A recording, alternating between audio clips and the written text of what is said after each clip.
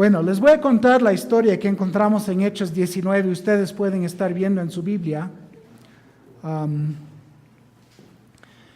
Pero más o menos lo que ocurre aquí es que Pablo y Apolos habían estado juntos. Apolos se va a los Corintios y Pablo va a los Efesios. Y en Éfeso él encuentra más o menos 12 hombres que son discípulos. Ya son seguidores de Cristo, no hay duda de eso. Pero él encuentra que cuando les hace una pregunta, ellos tienen una respuesta que sorprende. Él dice, cuando ustedes fueron bautizados, ¿recibieron el Espíritu Santo? Y ellos dicen, nosotros ni sabemos del Espíritu Santo. Y él dice, ¿en qué pues fuisteis bautizados? Y ellos dicen, con el bautismo de Juan. Hablando de Juan el Bautista. Él dice, ciertamente Juan bautizó con un bautismo de arrepentimiento y de fe en uno que iba a venir, ese es Jesús. Pero ahora hay que ser bautizados en el nombre de Jesús. O sea, el bautismo del Nuevo Testamento, lo que vemos en Mateo 28, es un bautismo con agua en el nombre del Padre, el Espíritu y el Padre, el Hijo y el Espíritu Santo. Entonces ellos son bautizados y reciben al Espíritu Santo de una forma muy increíble. Tanto que estos 12 son considerados casi como los 12 apóstoles, pero 12 gentiles, en lo que se ha llamado el Pentecostés de los gentiles.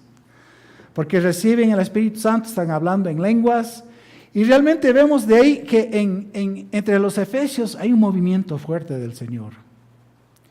Comenzando con el bautismo de estos 12 y la apariencia del Espíritu Santo en ellos, comienza Pablo a ministrar con fuerza, sanaciones y sacando demonios. Y hay un movimiento de tal forma que los judíos, como siempre en Hechos, se ponen celosos. Y Pablo se retira al colegio de Tirano, un lugar aparte de la sinagoga, y comienza a entrenar ahí por 2 años. De tal forma que dice que toda Asia recibió el Evangelio. Ahora, esto no es la Asia que pensamos ahora con Rusia y todo eso por el norte, pero es una gran porción de lo que es Turquía ahora y por esa zona del Mar Negro. Entonces, era una cosa impactante que en esos 2 años hubo este tipo de movimiento. Y como siempre, cuando hay un buen movimiento, hay los que tratan de imitar. Y había 7 hijos de un judío Esqueva, que ellos dijeron, qué lindo, Pablo está sacando demonios en el nombre de Cristo. Vamos a hacer la prueba. Ellos tenían ese ministerio de sacar demonios. Y dicen, vamos a hacer la prueba. Encuentran un endemoniado y dicen, en el nombre de Cristo, quien Pablo predica, sal de a él. Y los demonios le responden, conocemos a Cristo, hemos oído de Pablo, pero ¿ustedes quiénes serán? Y entran a una pelea total de que estos 7 hombres, imagínense, 7 hombres contra 1, pero ellos salen golpeados y desnudos a la calle.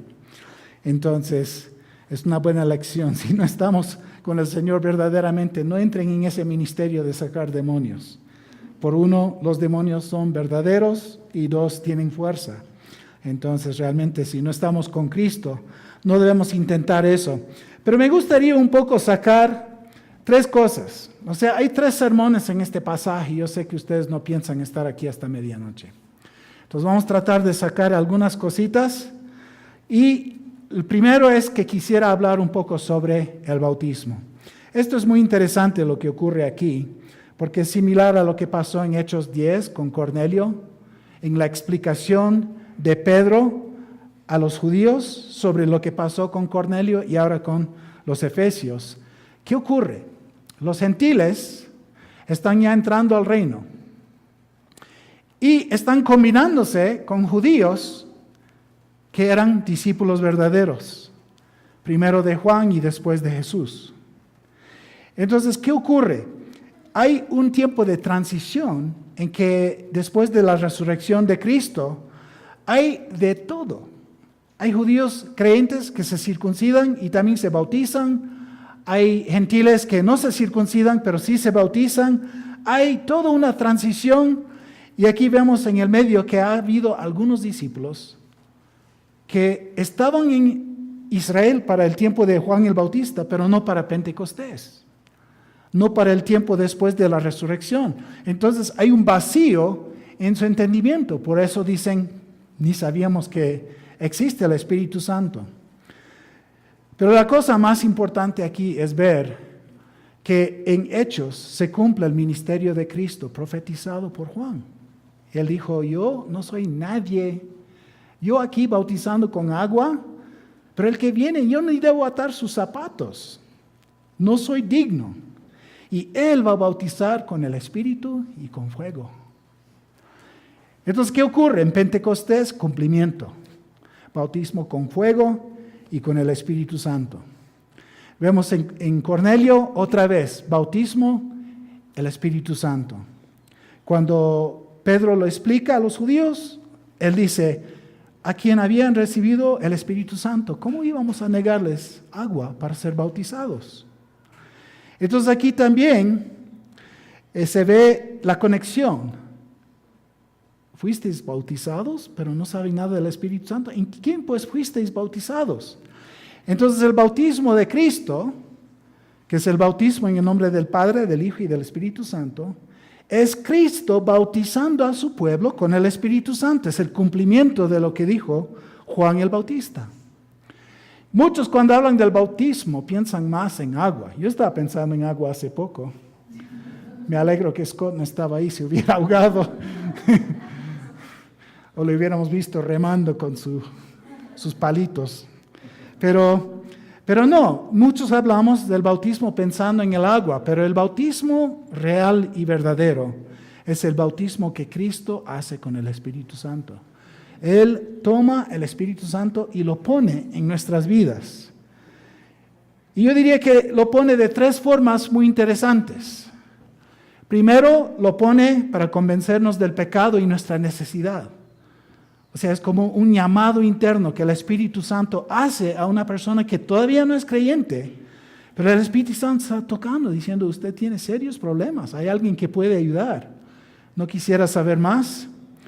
Y muchas veces comienza una dureza, pero con el tiempo puede ablandar ese corazón y después el Espíritu Santo hace lo que llamamos la regeneración. Él hace de un corazón duro, un corazón que puede escuchar y creer el Evangelio. Y la tercera parte, vemos en Efesios 1, que Él es el sello de que esta persona ya es salvo. Es como una garantía de nuestra herencia en los cielos, entonces es como un sello. Entonces cuando Cristo nos pone el Espíritu Santo, debemos tener una gran confianza y alegría, porque Romanos 8 nos dice que si uno tiene fe en Jesús, tiene el Espíritu Santo. Si uno tiene a Jesús, tiene el Espíritu Santo. Si uno no tiene a Jesús, no tiene el Espíritu Santo. Los dos van mano en mano, porque es Cristo que bautiza con el Espíritu Santo. Entonces aquí estos hombres reciben el bautismo cristiano, que es en agua, pero a la vez reciben el bautismo real, verdadero, que es el bautismo que Cristo hace con el Espíritu Santo. Entonces eso es muy importante entender que lo más importante del bautismo, debemos obedecer, debemos bautizar con agua, pero el Espíritu Santo es lo que recibimos de Cristo en el bautismo verdadero.